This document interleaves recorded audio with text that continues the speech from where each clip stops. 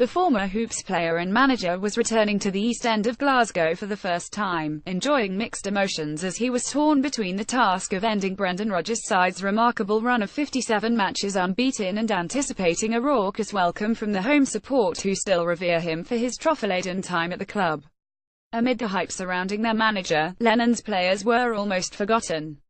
But, revealed Bartley, they were very much in his thoughts, the Northern Irishman spending hours on the training ground as he devised a plan which, ultimately, came within 10 minutes of ending Celtic's 16 months of supremacy against Scottish opposition. It was all about Neil Lennon, and it was as if the second part of the conversation was hibs, admitted Bartley.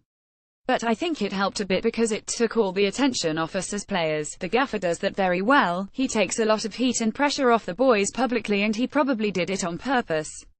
No one was expecting Hibs, a team just out of the Championship and one people would have been expecting to be towards the bottom of the league, to go there and get in anything, but he had us working hard on the training ground all week, working on a shape and going through a lot of scenarios. There was an awful lot of coaching from the gaffer. I probably heard his voice a bit more than I wanted.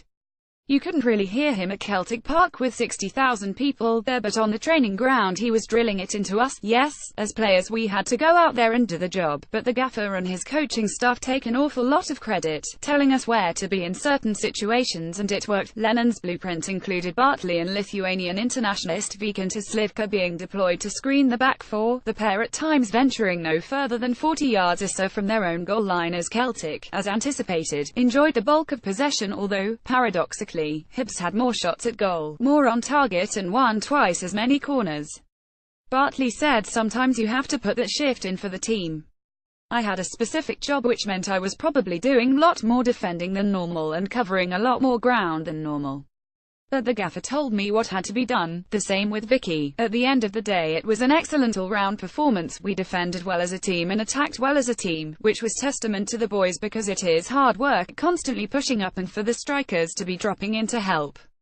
As a result it didn't feel as if the gaps were too big between defense and midfield and attack. It wasn't only Lennon's tactics and formation which was tested, but his players' character, as Callum McGregor fired Celtic in front after only 15 minutes. But, insisted Bartley, he and his teammates were prepared for such a scenario. The 31-year-old said Celtic are a very good team with some really good attacking players, so for them to score isn't unheard of. You know they are probably going to score, whether that's to go 10 up or to come back and make it 11, so there was no real panic. Many teams might have gone there and crumbled, but we kept our heads. An important stop from goalkeeper Ross Laidlaw to deny Odsonne Edouard a second Celtic goal before half-time laid the foundations for a second-half performance from Hibs which had Rodgers' side rocking, John McGinn firing an equaliser beyond Craig Gordon, who then, somehow, managed to get across his line to get a hand to Stephen Whittaker's point-blank shot from Anthony Stokes' knockdown. It was a save which left everyone within Celtic Park shaking their heads in disbelief, Bartley admitting if he'd been playing FIFA and that happened he'd probably have turned off the computer, saying it was cheating me, that's how good a save it was. When I was the ball fall to Wits I thought it was a goal, and then I see the ball going wide.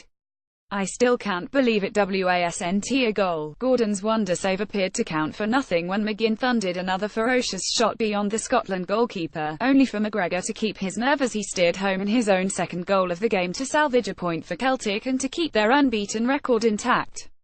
Bartley said, "I think it would have been written in the stars had the gaffer gone back there and we had won." Had got a great reception from their fans, although I was in the middle of the pitch booing him at that point, which shows what a great job he did there. I do think if we'd managed to get a block on McGregor's shot we'd have seen the game out, but we were happy to have taken a point. Lennon, though, didn't appear content to do so, replacing Slivka with on-loan Manchester City winger Brandon Barker and then withdrawing Bartley in favour of top scorer Simon Murray. Bartley said he was very positive with his substitutes. He probably thought we might nick it in the last few minutes. Simon is like a Duracell bunny. He works hard for as long as he is on the pitch, and those few minutes would have been a nightmare for their defenders because he doesn't give you a minute's rest. Fair play to the gaffer. He brought on attacking players and it might have gone the other way for us, but he went for it. However, I'm sure he'll be happy enough. Going to places like Celtic Park is what promotion was all about. It makes going to some of the smaller clubs in the Championship almost worthwhile. It was fantastic to play there in front of a full house and to come away knowing we gave them a great game.